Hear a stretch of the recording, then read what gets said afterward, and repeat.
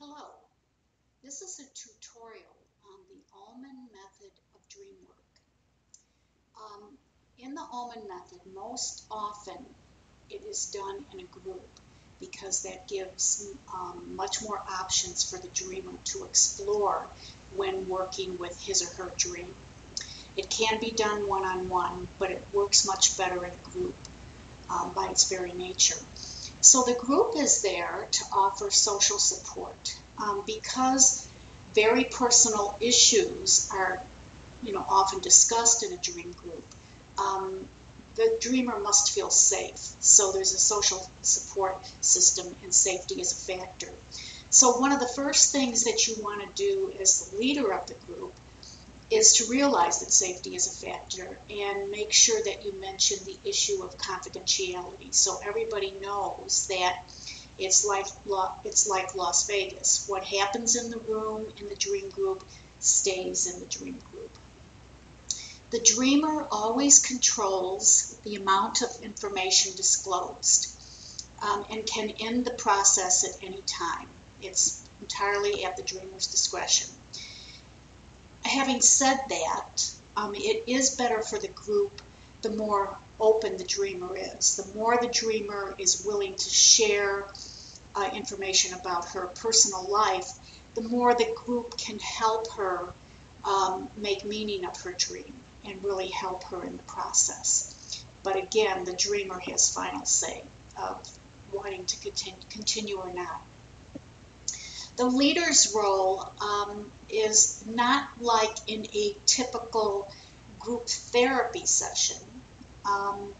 The leader participates as a member, not as a therapist. So the leader can also present a dream at some point.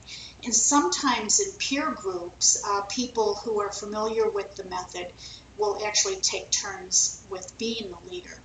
I think that a better term would be facilitator rather than leader, because in this method, we want to get away as much as we can from a hierarchical point of view and have things more on a level playing field. The method involves 4 stages. The first one is the presentation of the dream, and then the group asks any clarifying questions about the dream to the dreamer. The second stage is the group explores the feelings and metaphors in the dream, making the dream their own, and then the dreamer responds to what he has heard the group say. The third stage is the dialogue between the group and the dreamer, and these are consist of open-ended questions, which I will get to. This is probably the hardest part of the whole process for people, and I will get to more about that a little bit later. And then the dream is read back or relayed back to the dreamer. Ideally, the dream should be written down when the person comes to a group, and copies should be dispersed among group members. My experience has been is most of the time people don't do that. Sometimes they'll have their dream journal, which is fine, or other times they will just verbalize their dream. But ideally, a written down dream is the best way to go. So the dream is read back to the dreamer, and then we have the orchestration stage. And this is where the group helps the dreamer connect the dots between the dream and waking life about what the dreamer has shared with the group. And then at the 4th stage actually involves the next session.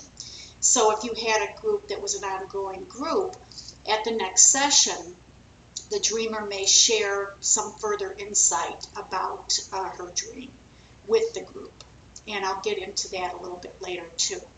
Each of these stages I'm going to talk about more fully in a minute. So let's go to stage 1.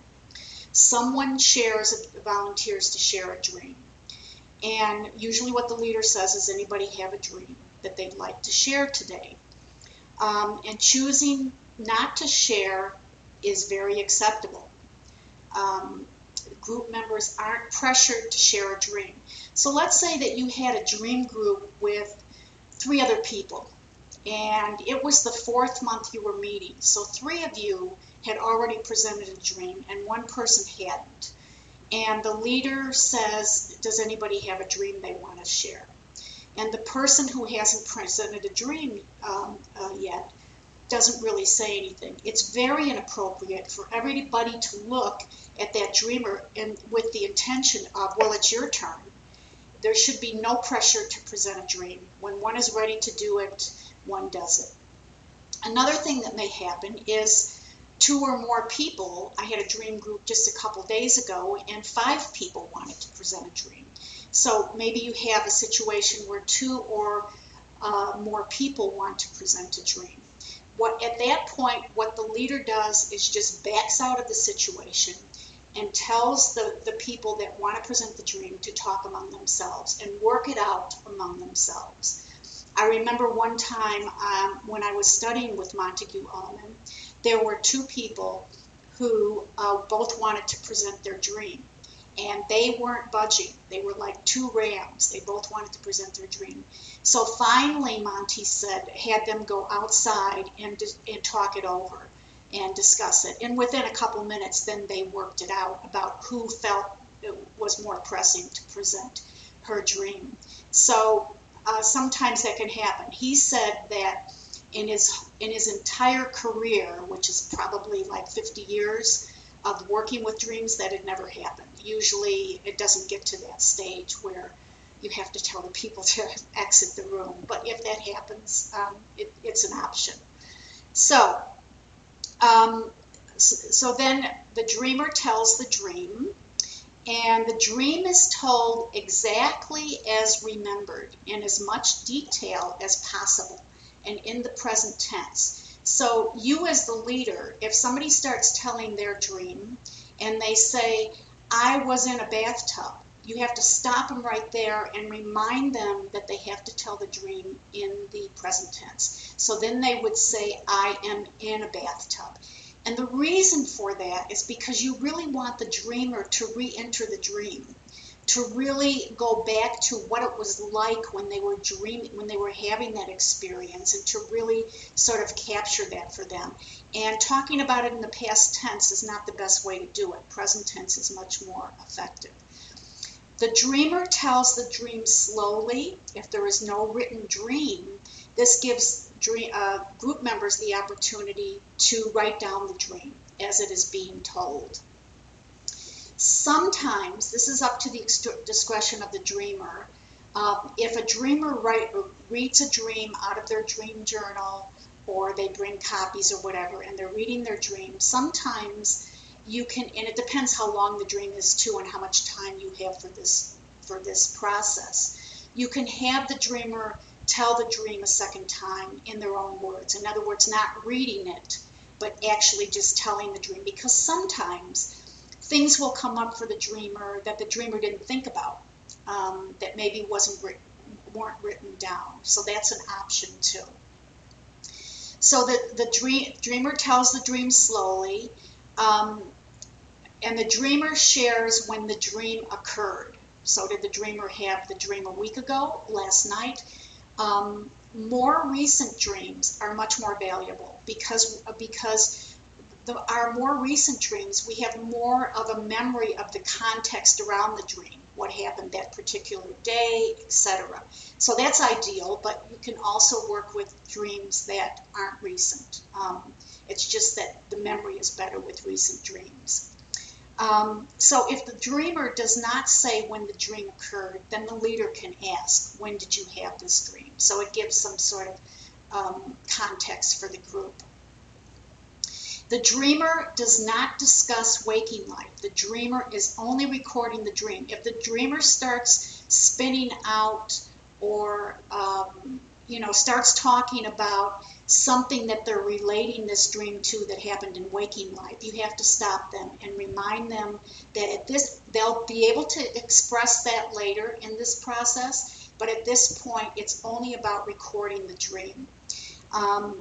So the dream can be a single image or an entire story, and even a fragment. I had a dream group a couple days ago, as I mentioned. There were 9 people, and a person presented a very, very short dream. I think it was like 3 sentences, and we worked with it for 2 hours. So it doesn't matter if it's fragmented. There's no dream that's too small. While the dreamer is telling the dream, it's the group's responsibility to listen without interruption, unless something is not misunderstood. Like if you're a group member and you didn't understand what the dreamer said, or you're kind of confused about what the dreamer meant, did you say you turned left or you turned right or whatever, then that's certainly appropriate to get a clarification in that sense. But other than that, the dreamer has the stage at that point, and the group's is only to listen. So once the dreamer has presented the dream, we get to the clarifying step. And this is where group members ask the dreamer about the dream and not about waking life. That will happen later. It's only about, we're not exploring any interpretations of the dream, any meanings of the dream. We're only trying to tease out more information for the dreamer about the dream. So things like clarifying structures, colors. For instance, a group member might say, do you happen to know what color that car was in your dream? So just trying to get more information about the dream. Whether people in the dream are real people and have a relationship to the dreamer. So for instance, maybe the dreamer says something, has a dream character that's his father. So it's okay to say, is this your real father or is this just a dream father? That's perfectly okay to ask. Also asking about feelings upon awakening, immediately upon awakening from the dream. What kind of feelings came up for the dreamer? But other than that, other than feelings right upon wakening up or relationships of dream characters, only information from the dream is talked about. And there's a good, we're not providing any information beyond the dream, any associations or meanings, as I said before. And there's a good reason for this, is because the dreamer does not want to limit the imagination of the group members in the next step. The group members should only have information about the dream because they're going to be working with the dream as if it were their own. So let's move on to stage 2, the next stage. So group members make the dream their own, and this is done in 2 parts. And it is done by either starting your sentence with "if it were my dream" or implying that. So it's implied that you're making this dream your own. The dream has been given to the group, and the group now works with the dream. And the dreamer and the group members share their feelings, whatever came up with them. So if there was a dream that had something to do with an educational setting, maybe somebody in the group, when they're exploring their feelings, what comes up for them about the dream is, I feel like a teacher bogged down in preparing curriculum. Once the feelings are explored, then the leader can say, okay, now we're opening it up to metaphors. And a metaphor might be something like, the chalkboard makes me think how I let them erase my dreams. And when the group members are working with the dream as if it were their own, they speak in the first person. So as a group leader, if somebody in the group starts saying, when you had this dream and you did this, I felt like this, that's inappropriate because there is no you. If you're making the dream your own, when I had this dream, what it meant for me, I felt like this. So you want to really own it. One of the things that sometimes happens is, and this can be particularly true with therapists, because as therapists you're trained to be the expert, is sometimes people start the sentence with "if it were my dream," and then they go into talking, even though they use the first person, they go into talking as if they're trying to interpret what the dream means for the dreamer. And that is not the purpose of this at all. At this point, you are not trying to, You don't care what that dream means for the dreamer at this point. You're just saying, this is what resonates with me. This is what comes up for me if this were my dream. And that's really the way it has to be approached at this point. So as that's happening,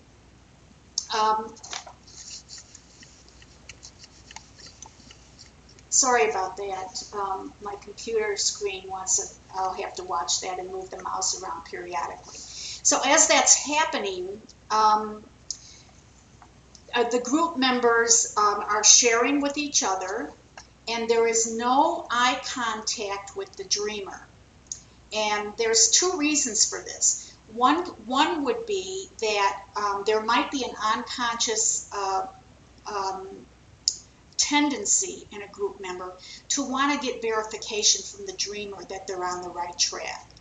And so that's one of the reasons that we don't want to do that, because we're not trying to guess what the dream means for the dreamer at all.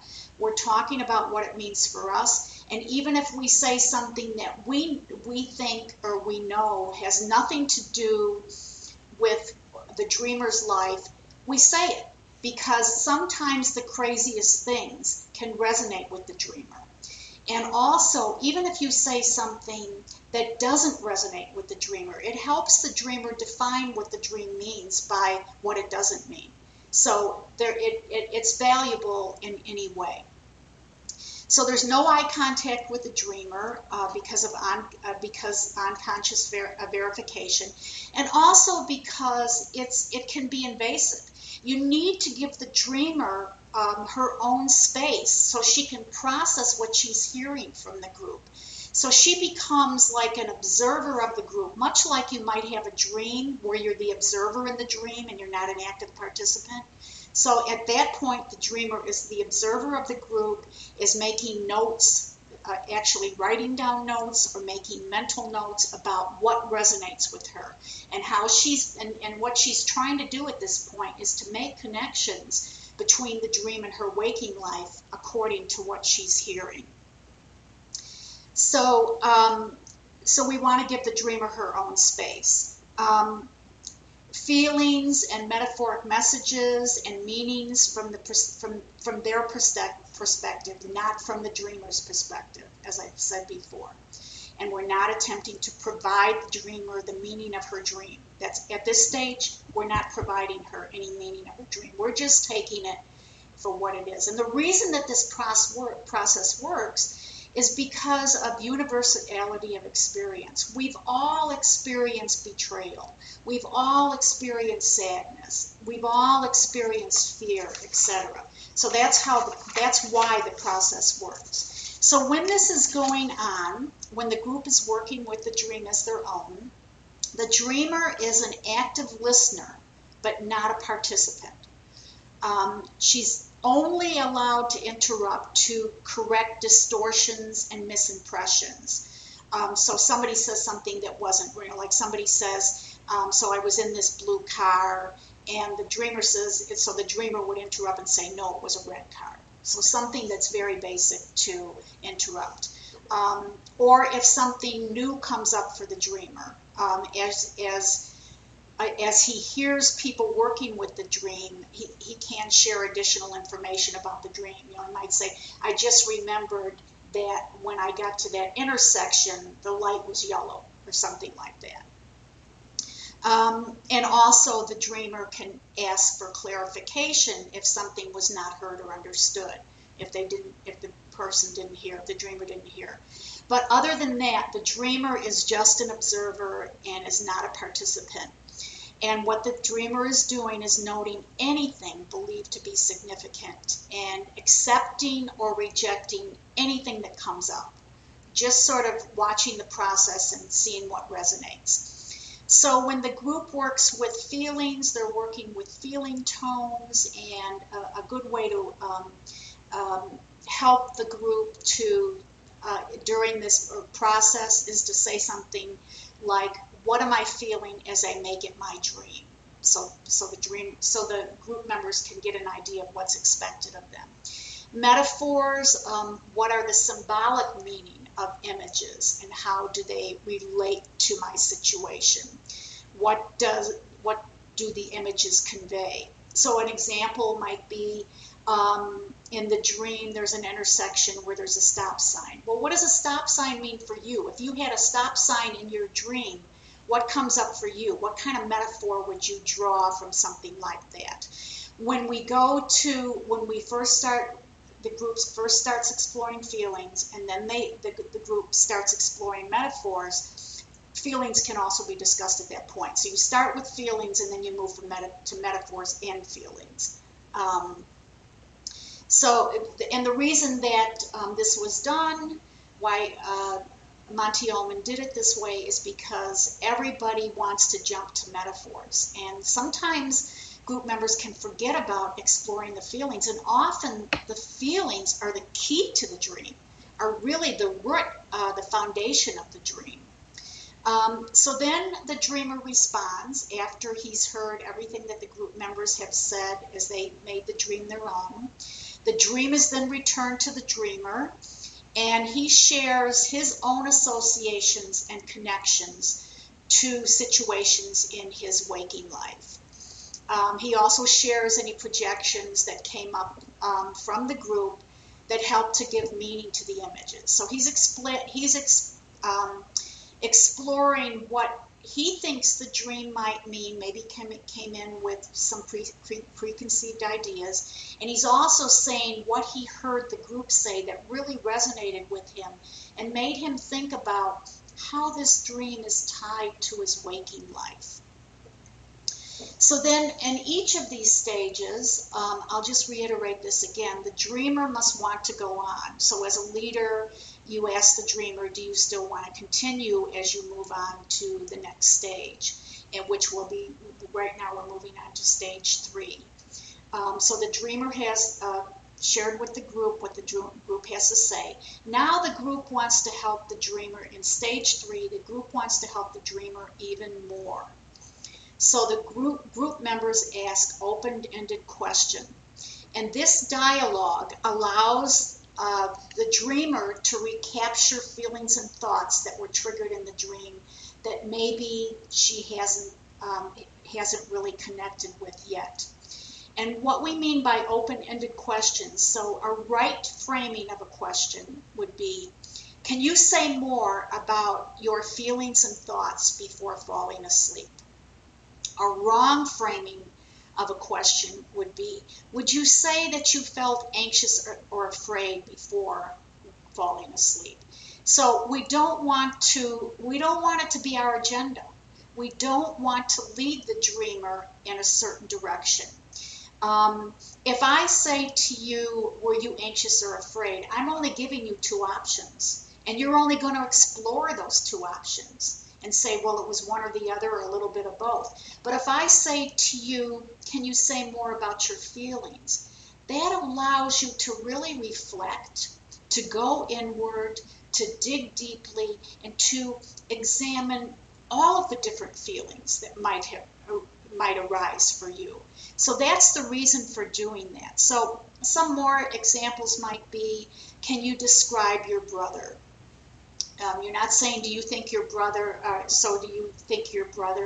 is a little obnoxious? You're saying, can you describe your brother? Because with that question, the brother is in the dream, we're assuming, with that question alone, it could bring up childhood associations. You don't know where it's going to go. And that's the beauty of open-ended questions. Another one might be, do you remember what you were thinking about before you went to sleep? So it leaves it very open. Can you say a little bit about your sister, if this person's sister appears in the dream? And another example might be, what has been going on in your life lately? I have a cheat sheet that I use in my dream group because people often get stuck. They want to say something in an open-ended way, and our natural way of speaking in daily life, we don't do that. So I have a cheat sheet which has a number of different ways to ask questions that are open-ended. And I'll just read one of them from the list. If anybody wants the list, just email me and let me know. Can you describe your feelings about such and such? Can you tell me more about such and such? So things along those lines. So then we move to reading the dream back. So we've had this dialogue with the dreamer. We've asked the dreamer open-ended questions. The dreamer has responded and has tried to reflect more what this dream might mean for her, that type of thing.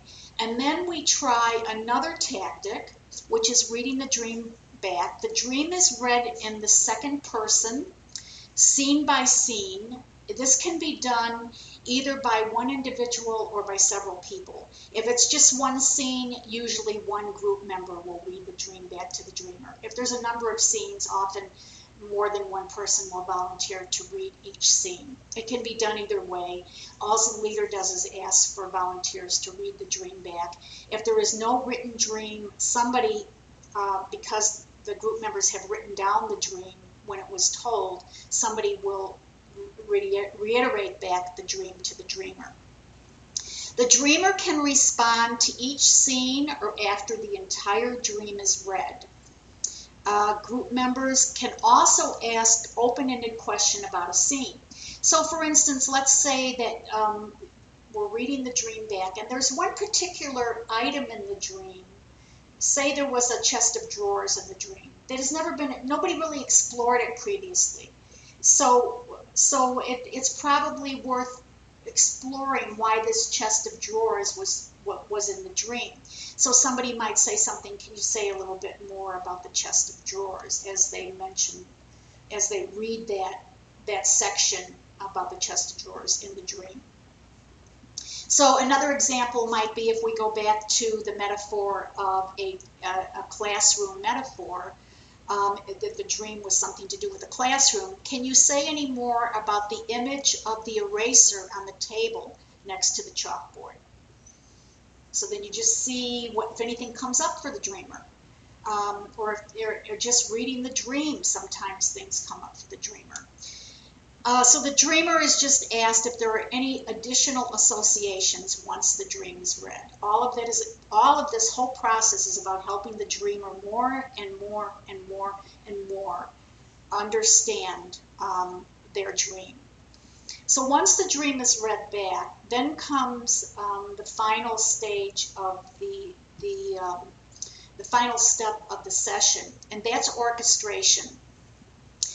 Orchestration provides the opportunity to further explore dream images, any kind of associations and connections to waking life, connections that the dreamer may not have noticed.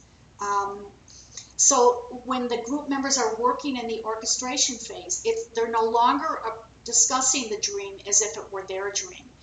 The group members are now have information about the dreamer's life and about the dream and the dreamer's life, and so they pull things together and make connections to images in the dream for the dreamer.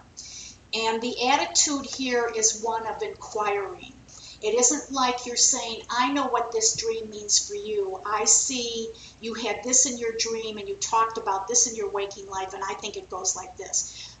You approach it from the point of view that you're not the dreamer. You have no idea what this dream means, but this is how you see it. So you might say something like, you mentioned that you had this image in your dream. Let's say the person has a dream where there is a vicious dog. And when the person had talked about their waking life, when the dreamer had talked about her waking life, she mentioned that her boss is like a pit bull. But she never made the connection between that dog in the dream and her boss. So you might say something like, it's interesting that in your dream you had this vicious dog, and you mentioned that your boss barks at you a lot. So that may be, you're offering this, connecting the dots, this connection for the dreamer. Given what you've told me about your dream, given what you've told me about your waking life, this is how I see connections that maybe you haven't seen, and I hope this makes sense to you. And then the dreamer takes what makes sense and what doesn't make sense. So it's giving, metaphorical meaning to the dream and taking into consideration the relevant life context of the dreamer. And it's based solely on what the dreamer has shared with the group. The projections that the group members are giving at this point are based solely on the information given. So if you happen to be in a group with your sister and you know all about her personal life, and you think that this character in her dream, she's been having some problems with her husband, and you think this character in her dream has to do with her husband, you have to respect the fact that she didn't want to go there, whether she was blocking or she's just not comfortable being that open in a group. But she does talk about her boss, so that's what you work with, the dog in the dream and how her boss responds. You don't go beyond what the dreamer has shared in that session about waking life and dreaming. So group members share what they feel is being metaphorically represented in the dream. They make associations or connections between images in the dream with aspects of the dreamer's life that were shared with the group. Projections are directed towards the dreamer. The dream, you don't have to, we're not in that stage anymore where you can't look at the dreamer. You're saying, this is how I see it, and I'm bringing this to you, this connection, how does that help you? So you're talking directly to the dreamer. Group members at this point do not solicit additional information. So if you want to know something more about the person's life or something more about the dream, it's inappropriate. You had your chance. You could have asked during clarifying questions more information about the dream, and you could have asked more questions about waking life when we explored context with open-ended questions. You're only working with what you have now. We're not backtracking. So it's based solely on what the dreamer has shared, and you do not base the connections on things that are unrelated to what the dreamer has shared. Group members offer connections to an image, a scene, or the entire dream. Doesn't matter. It is okay to use your imagination with the understanding that the dream is no longer your dream. These projections belong solely to group members unless there is some confirmation, meaning for the dreamer, and the projection is validated by the dreamer. So an example might be, you describe this dream as partly reflecting old habits. It is interesting that blackboards, as opposed to whiteboards, are things that were used in the past. If we take that schoolroom metaphor again, the dream was something about that. The dreamer, again, is always in control and free to accept or reject any orchestrating ideas. She doesn't have to spend her time talking about things that don't make sense. It's more productive to talk about what resonates with the dreamer. She can save her comment for what seems to fit. And she has time after orchestrating projection is given. She can make comments as the dialogue goes along during orchestration, and she also has the final word at the end, after everybody has said what they have to say. The dreamer can take notes and respond when all projections have been made, so can either respond in the moment or respond at the very end of orchestration after everybody has shared what they have to say. But the dreamer has the final word, and then as the leader, it is your job to thank the dreamer for presenting the dream. So that's the basic process. There is one more stage, which occurs in follow-up. It will be at the next session.